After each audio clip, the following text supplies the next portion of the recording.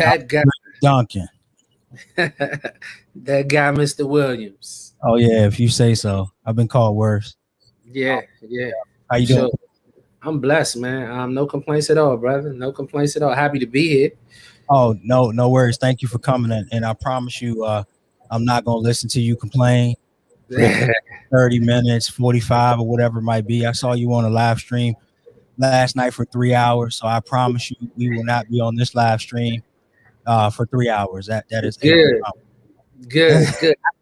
Good, and I promise not to complain too. I promise not to complain on this one. All right, cool. I'm definitely not a good listener of complaints. So before before we get started, I just want to thank again you for joining us, and thank everybody for tuning in and listening. This has been a great thing. 40, I get it wrong every single week, but 40 plus episodes that we've done. On this live stream, almost our year anniversary. I guess I'll get that all dialed in because it's coming up on a year. But we call this Lending with Purpose, and it's where we serve our listeners with engaging conversations with various friends and clients. Right. We offer them firsthand information and professions and resources, whether it's something you never heard of or need to know about. Lending with Purpose is here for you. Okay. So. What I'll do is I'm gonna start with a quick story, and then we'll get into the reason why we're here, which is to talk to you.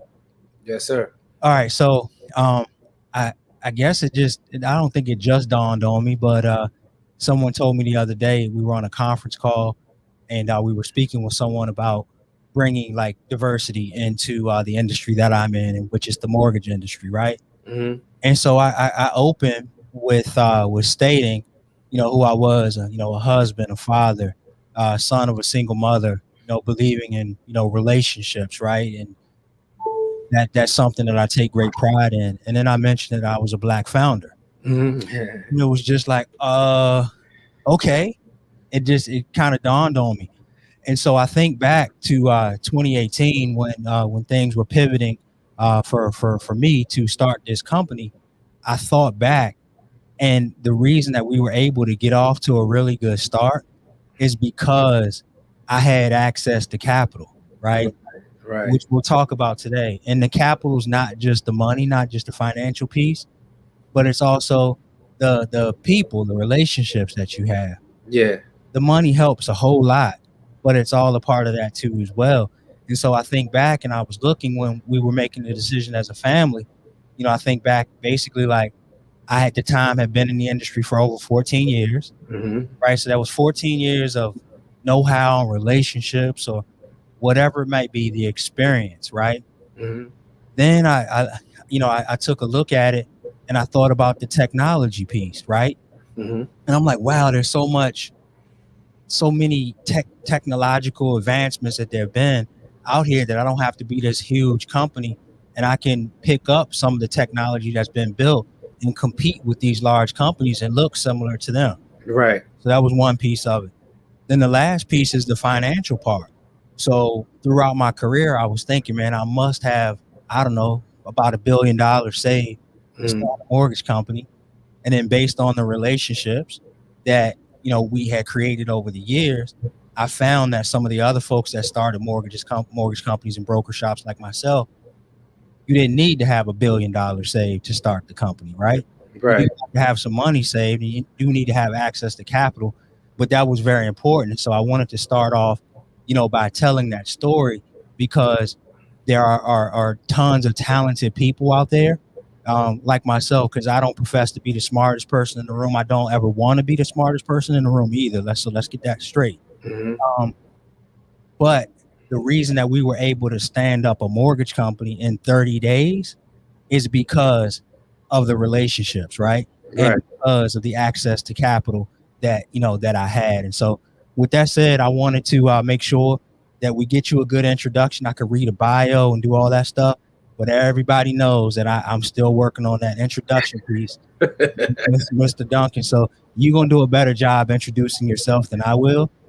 So tell us who you are and what you do. So, first of all, I'm a husband. I am a father of two. Recently, I just had a newborn daughter. She is 11 months, will be 1 year the end of this month. And I have a 16-year-old son. And I also have a 10-year-old bonus daughter. I am a brother, a sister. I mean, a brother, a uncle. I am a champion of all things positive. Uh, as far as business goes, I consider myself a creator. I've been in so many different fields that I don't know if I can just say that I'm this or I'm that. Everything that I've been a part of, I've been creating. And so that's what I am. I'm a creator, whether it be music, whether it be stage plays, whether it be ideas, processes, whether it be relationships, all of those. I am just in that creative mindset all of the time. But now I am a founder of a nonprofit called Black Men Ventures. And Black Men Ventures, to your point and to your story, Black Men Ventures' sole purpose is to create access to capital for Black male founders. So, and with that, I'm creating, I'm creating opportunity. I am creating processes. I'm creating programs. And I'm not saying me as in myself, but I have a dynamite team with me of some very powerful and very forward-thinking men. So yeah, our main objective is to create access to capital, but to create opportunity more so than anything. And that comes with, creating access to capital and all types of capital, as you stated before, social capital, financial capital, intellectual, like all of that stuff. So that's what I am, a creator. The creator, Alfred Duncan. The creator, Alfred Duncan. So no, thanks for that. And I've slept on the couch on Friday nights for many nights intentionally. Mm-hmm. It's funny because I was telling you all this, and I put a post up when Black Men Ventures got announced, and I tagged my wife, and I was like, "This is the reason why I've been sleeping on the couch on Friday nights." So I needed to be because I tend to on Friday nights I work really hard, and sometimes I end up pulling all nighters, right? Right. But this creator and this founder of Black Men Ventures wanted to have strategy meetings on Saturday mornings at 7 a.m. Yeah. And so it's really tough to wake up if you don't go to bed until like 2 or 3 a.m. I'm not championing that anybody stay up that late. Yeah. But for whatever reason, it would seem like that would be me. Right. Fresh off of like 2-3 hours of sleep. And so I would just tell myself, just fall asleep on the couch, because you're definitely going to wake up because you're going to be a little uncomfortable. And then you just pop right up, brush your teeth, do whatever you're going to do, and go straight to the meeting. Yeah. So I never spoke about this, but it was really strategic. There were two reasons why I decided to have the meetings on Saturday. One was because, of course, everyone that's a part of it has a 9 to 5. And we could have probably done something in the evening time during one of those days. But then also Saturday is the day that you sleep in. And this is going to take a commitment, from every individual. And I wanted to make sure that, we were committed. So I wanted to make sure that, people were willing to sacrifice some sleep to get up early and focus on this. And what's crazy about it is this went on for probably like 6 months. We did it for 6 months. Yeah. And everybody was on point. Like, everybody was there. Everybody was engaged. Everybody was, it was just dope, man. And that's why I know that we have a dynamite team with us. That's awesome. And so I'm going publicly on record. I text you all the time, and I thank you for the opportunity to be a part of this. This is something, sort of, it's divine. Like, you talk about things that fall in your lap. Yeah. Kind of fit everything that you sort of stand for. And so this is one of them. And so I do appreciate being a part of this leadership team and one of the founding board members, and just supporting you to accomplish this goal, because we have a long ways to go. Mm-hmm. But I know it'll be super impactful and help a ton of people. So tell us, like, all right, so you had us up at 7 o'clock every Saturday morning. We switched it to 8 though. Remember, we switched it to 8. Well, anyway, we did switch it to 8, but that was like the last month after we had done it for 5 months straight. You're right. And we plowed through it, and we spent a significant amount of time doing it, and getting this organization launched. Yeah. But like, tell us like the how and the why behind it all. Like, you know, where was it birthed from? The idea to do the Black Men Ventures. So I think the concept in general was birthed a long time before I even thought that that's what was happening, right? So I'm always a champion of men. I always think that men don't have enough, I would say, resources to help them to become their best selves. And when I say that, I mean things such as safe spaces to have communication about fears and about just insecurities and things of that nature. I mean, we're expected to be strong. We're expected to toe the load without complaints, right? And so a lot of things aren't necessarily catered to us, you know. So I used to do this thing called the Burger Bar, where I brought a whole bunch of fellas together, and you know, we would just discuss just certain things. I also had this thing called Man Uplifting. It's still there. I haven't done it in a long time, but it's like meetings where I have people speak. I'll speak myself, and then we'll speak to like some of the issues that men have, and then we'll open it up for conversation. So in these meetings, I realized that it was a need for, you know, for this type of forum. And then in business, so I wrote a song, so because I'm an artist as well. So I wrote a song called BLM Plaza. I also did this thing called Tough Mudder, where I got a group of men to bring some younger men together, and we went to the Tough Mudder event, and we just helped each other get to the finish line. All of those things that I was talking about I'm talking about were Black men engaging in a way that you don't see on a daily basis, you know, and so it was just amazing to see.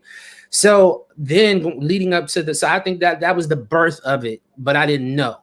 So then I created a song called BLM Plaza, and BLM Plaza was championing Black men in general. The hook said, breaking bread, making plans, building with my brothers. And this was during the time that the George Floyd thing happened. And I was basically trying to call to action Black men, letting them know that, look, we're not supposed to be fighting each other at a time like this. Like, period, we shouldn't be. But right now, specifically at this time, we should be coming together. We should be making plans. We should be building, and we should be breaking bread with each other. So after I created that song, I have a friend of mine who I've been watching for a while. Her name is Shelly Bell. And she has an organization called Black Girl Ventures, and they provide access to capital to Black and brown women. She's been doing it for 5 years now, and she's tremendously successful, you know. And so I reached out to her and I asked her what was her thoughts on me doing something similar to what she's doing, but for Black men. And she just thought it was an amazing idea. She said people had come to her with the idea before, but you know, based on our relationship, she trusted I would do it right. And so, you know, it's a necessity, because Black women are everything amazing has been birthed by women, and more specifically Black women. And Black women are entering into the entrepreneurial world at a very high rate. You know, and they're doing it. They're bossing up. Like, it's amazing to see. And, you know, as a Black man, I fully support it. But also as a Black man, I know that, you know, we need to assist the Black man in keeping up with the Black woman. And that is just for a benefit of our community, in order to have balance within our community. So Black Men Venture is a tool to hopefully help that situation out. I'm not hopefully, like, we're going to do some amazing work, and we're going to assist a lot of Black founders in getting access to capital and creating amazing businesses. So that's how it all came about. And then I got these great people on my team, and, you know, and we just went from there. That's awesome. That's awesome. Yeah. So like, what are some of the programs that you're seeing? So like, for instance, what you're doing with Black Men Ventures is newer, Mm-hmm. right? But there's a model and a blueprint Right. that's being followed, but also adding your own flavor to it. But Right.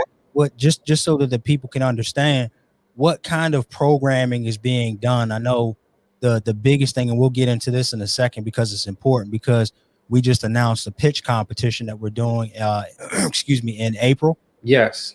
But aside from the pitch competition, what are some of the other programs that people can possibly see in the future? Well, I mean, we're trying to develop we're developing an ecosystem for every entrepreneur at every level.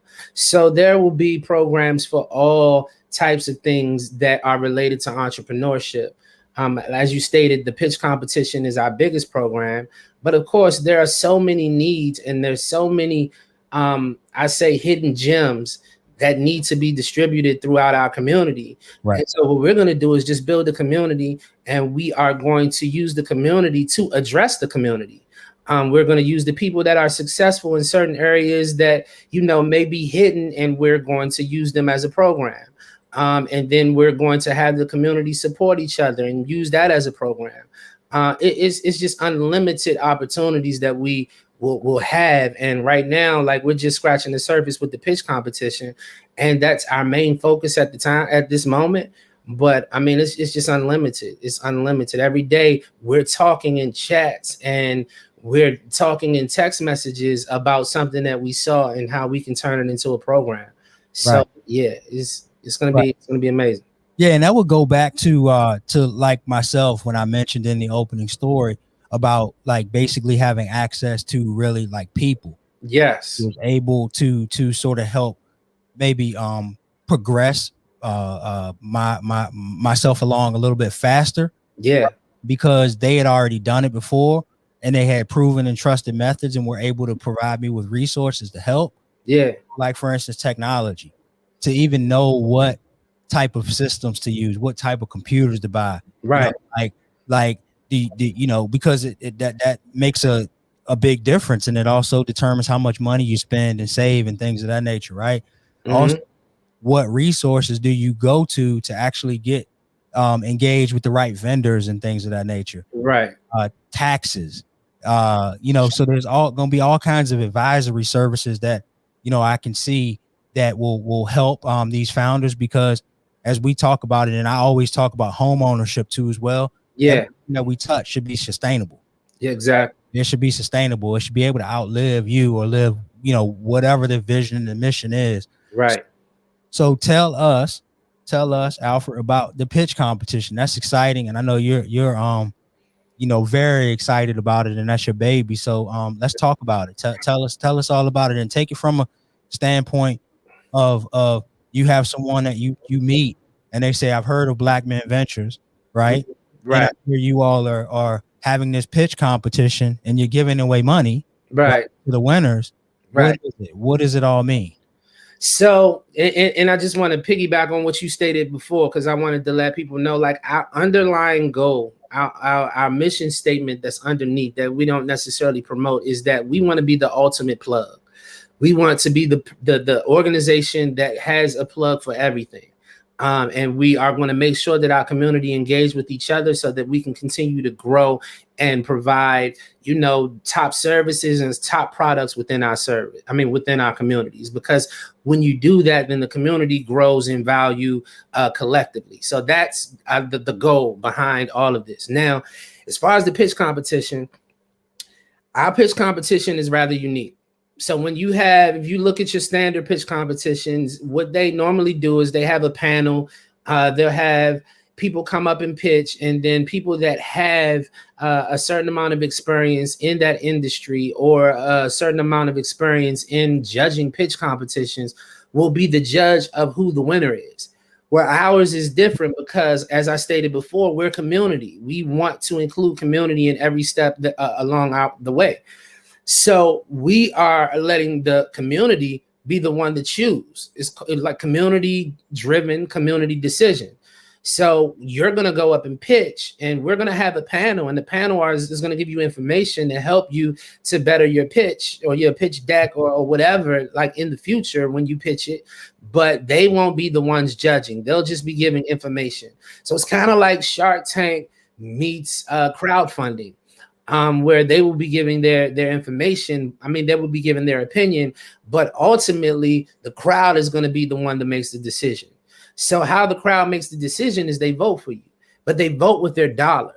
So instead of just, hitting, I like this person and just hitting the button, no, you're going to have to invest in that person, and you're going to have to invest some capital. And we're talking, money into that person.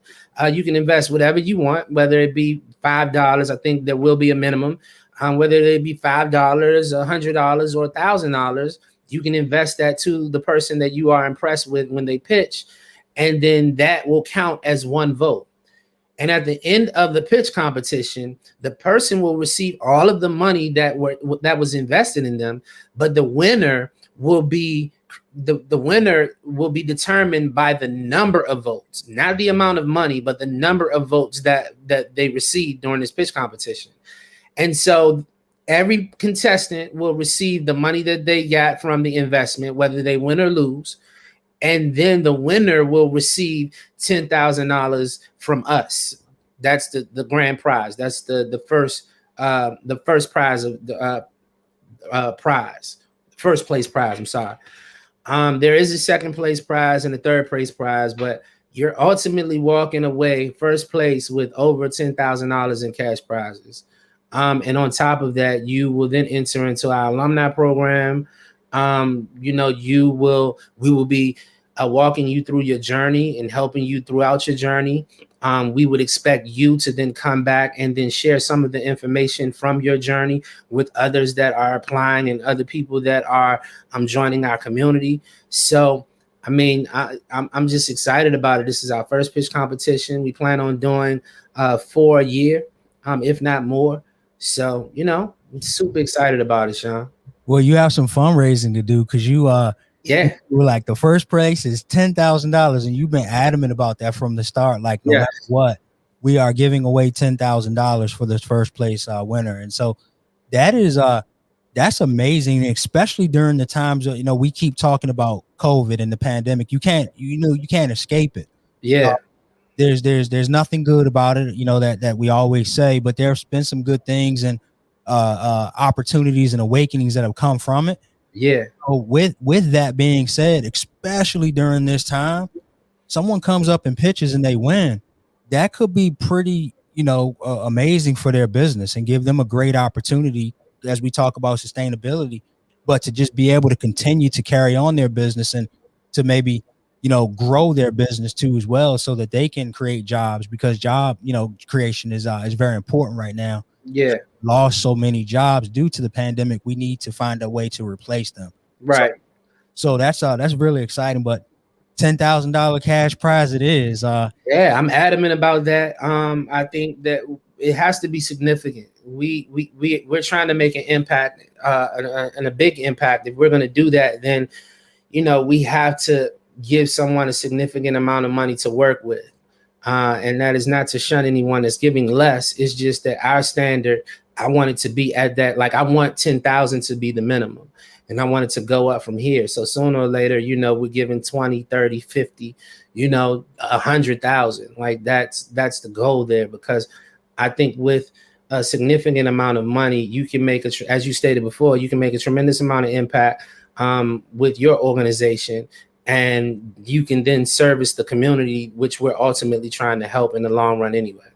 Got it. So what do you need? How can, anybody that's listening to this, or just in general, how can someone help? Okay. So if you want to support, if you want to invest, if you want to, all of that, just go to blackmenventures.org and you can fill out, we have a connect button in which you can click. It lets you, you can then drop down. It says founder, funder, so forth and so on. And you can fill out the information and we'll get back to you. If you want to enter in the pitch competition, then you can also go to blackmenventures.org and there's an application button.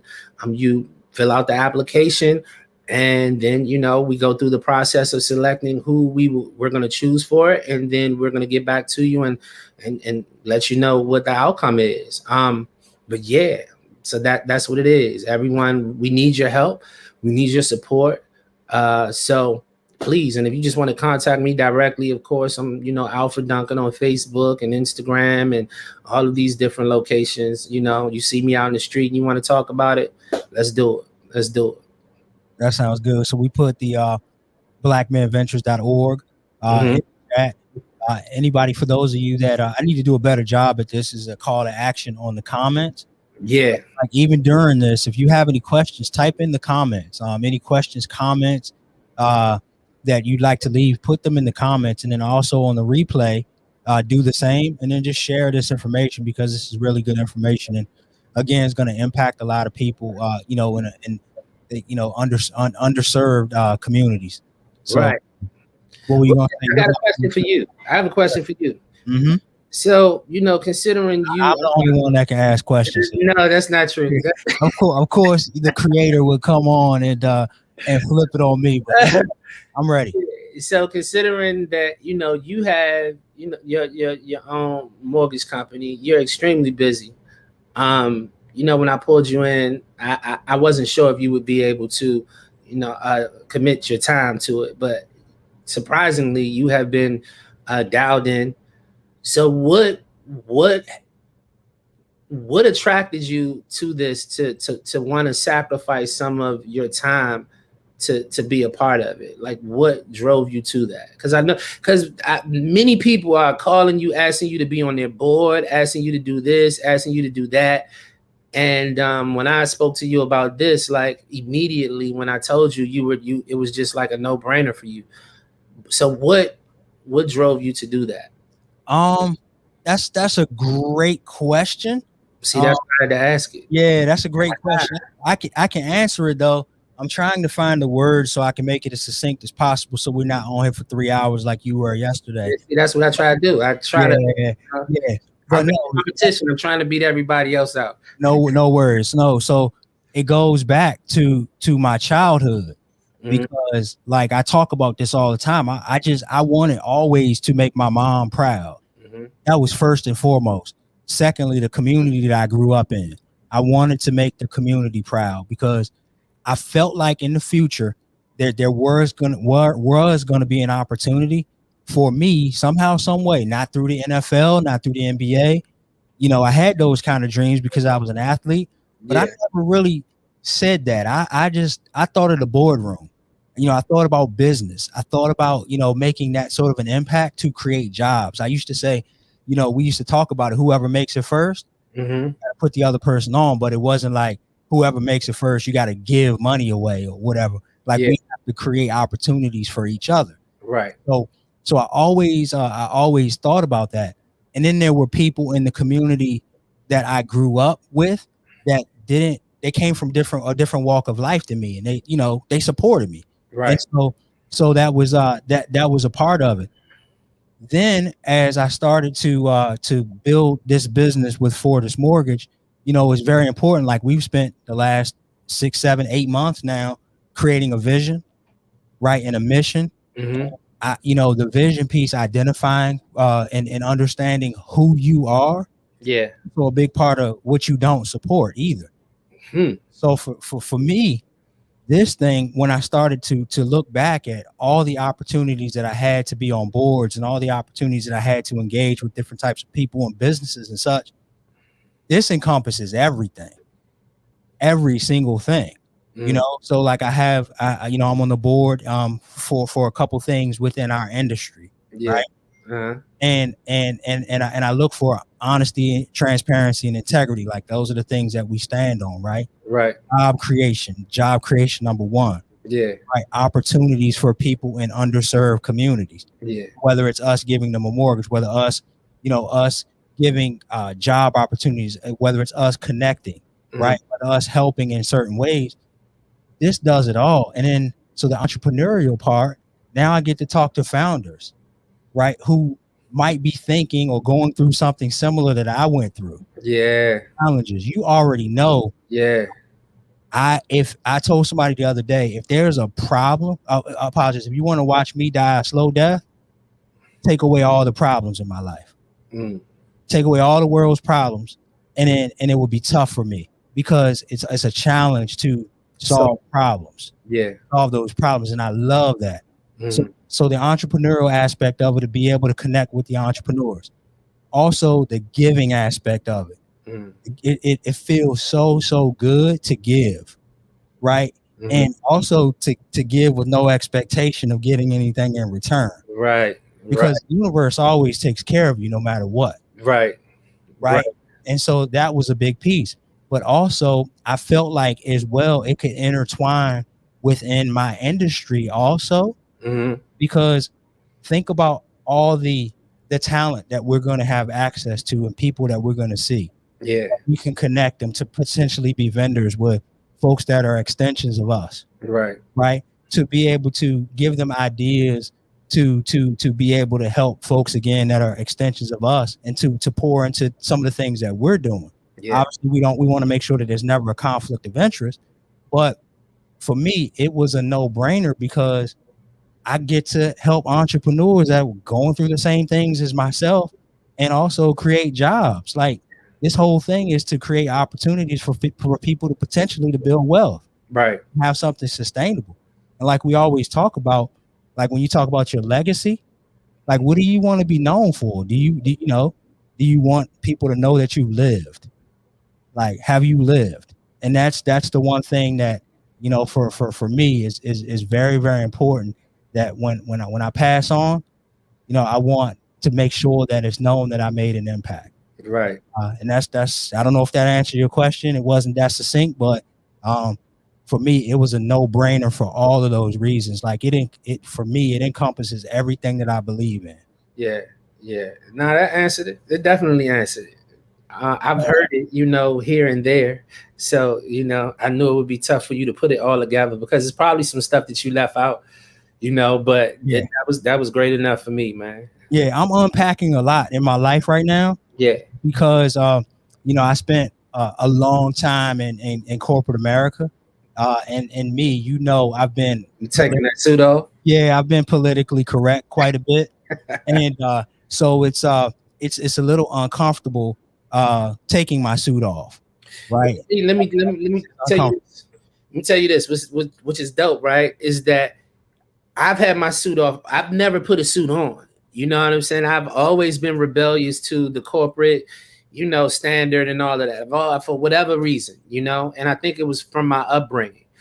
And you have always had a suit on ever since college, right? So I used to encourage you all the time to take your suit off, and you've grown to a point where you take it off, you put it on every now and then, but most of the time it's off, right?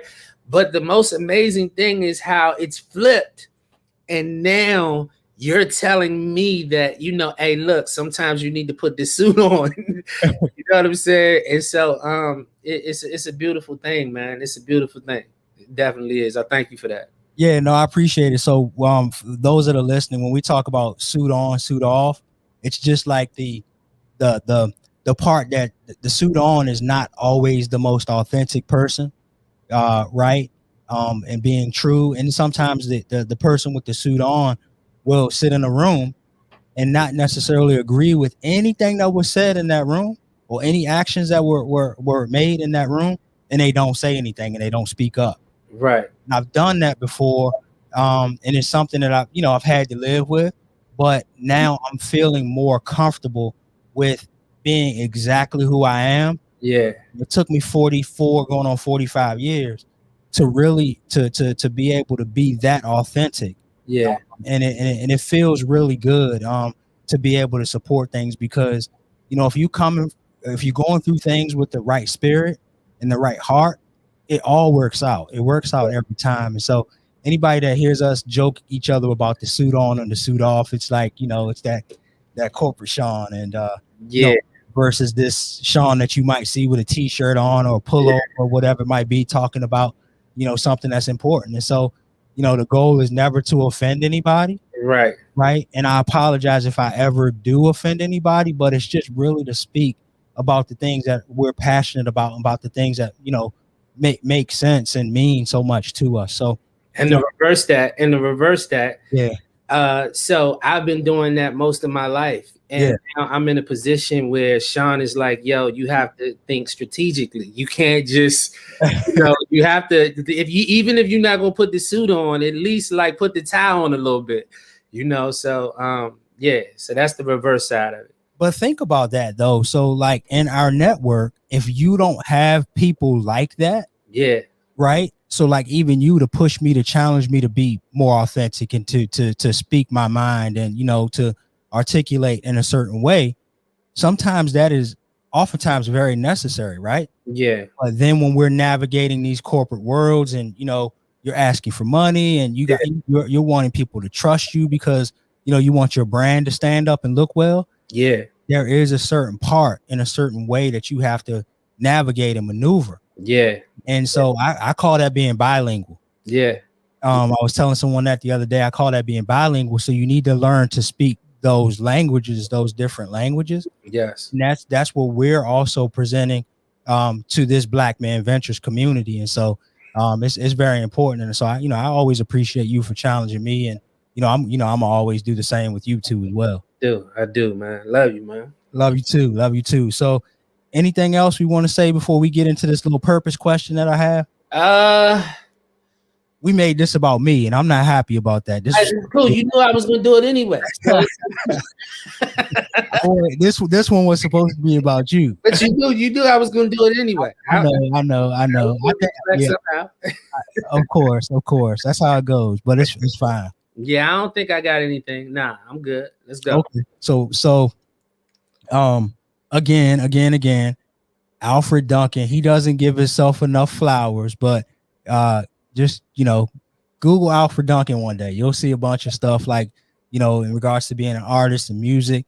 This guy had a viral wedding. I still cannot believe it. How many years ago was that? Like 6 years? 4 years? 4 years ago. 5. We're coming up on a 5th year anniversary. And I'm still in awe and shock about how that all happened. But anyway, it is what it is. So that's amazing. With that, and then I take that back because you get excited about some things, a lot of things. Mm-hmm. But I think this is top 3. I've known you for almost 25 years now. Yeah. More 25 plus years. Yeah. And it's top 3, one of the most, probably the top 2 most excited that I've ever seen you with this venture. Yeah. It's changing. So I think the venture came at a very unique time because once again, I have a new daughter and she brings, like, I'm already in tune with my emotions and, you know, my quote unquote feminine side or whatever, but she makes it completely comfortable, you know? So and then when this opportunity came, it gives me the feels because I know that I can help so many people. You know, I know that what we're doing is about helping people. So I take it very serious. So it's changing my mindset. It's changing my purpose. It's changing my dreams. You know what I'm saying? My dreams are no more focused on me. They're focused externally more so than internally. So yeah, man, I'm super excited about this, and I promise to put in the most work that I've ever put in anything, you know, and I put in some work in a lot of different areas. Yeah. All right, look, so you got one person, dead or alive, mm-hmm. Right? And you can have coffee, breakfast, lunch, dinner, trading, email, whatever it might be, and you get one question. So one person, one question, who would it be, and what would you ask? Damn, dog. You can unpack it. It's fine. I know what you're gonna say. So you want me to say it for you? Yeah, you can say it for me. She would be proud of you.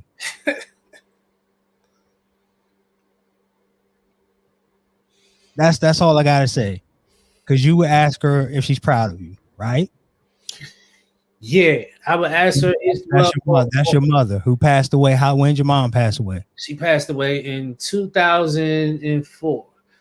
So she's never gotten to see all of these things that I've done. You know, I've done so much to, you know, to music, you know, having songs on the Billboard and, you know, Grammy nominated and children and all of that. And so I don't think I would ask her, you know, is she proud of me? Because I know she is. I think I would ask her, how does she feel about, you know, I don't want a closed question, meaning I don't want her to be able to say yes or no, you know? So I want to ask her, like, how do you feel about how I lived my life since you've been gone? You know what I'm saying? That's, and just to hear her talk about it extensively. Damn, why? I apologize, man, but you said you didn't want me to tell you what the question was, and You're right. You wanted to make it a close-in question because it was gonna choke me up a little bit too, buddy. And I didn't want to be what do you call it, the crying baby? I didn't want to be that on here today. You almost got me, but I knew it would be your mom. But that's an amazing question. Like, so say that question again that you would ask her. What do you think about how I lived my life since you've been gone? You know, and that would give her the opportunity to just talk about everything, and I can just soak in the moment. I can stay there for as long as she has words to say. And my mother's a talker, so you know that would extend the meeting for a very long time. You know, but that would be it. That's awesome, man. That's been the highlight of this conversation for me. Thank you for sharing that, man. Thank you for being vulnerable about that. Fortunately for you, we only have 1 million viewers, so only 1 million people got an opportunity to see you get vulnerable. Just kidding. But that is really amazing. And like I said again, I appreciate you sharing. So everybody on here, listen, we're gonna wrap this up. If there's anything that I can do, we can do to ever help, don't hesitate to reach out. I always say, Alfred, it would be a shame to have all these people in the network and be able to give someone access and an opportunity to connect with folks that I know. And that's the main reason why you're here today, is because people need, to hear your story. Like, because this piece, some people never knew it existed. Right. There's a lot of people that want to know more about it. And that's what this lending with purpose is all about. We do mortgages, right? But it's more than that. It's bigger than just that mortgage piece. It's bigger than that transaction. It's how can we, like you talked about, add value to people and collect, and add more value than the money that we collect. Just to be honest. So I'm gonna let everybody go. If you can hang on with me for another 5 minutes after I close it out. All right. Appreciate it. But thank you for your time today, Alfred. I appreciate it. Thank you for having me, brother. Oh, no worries. Here we go.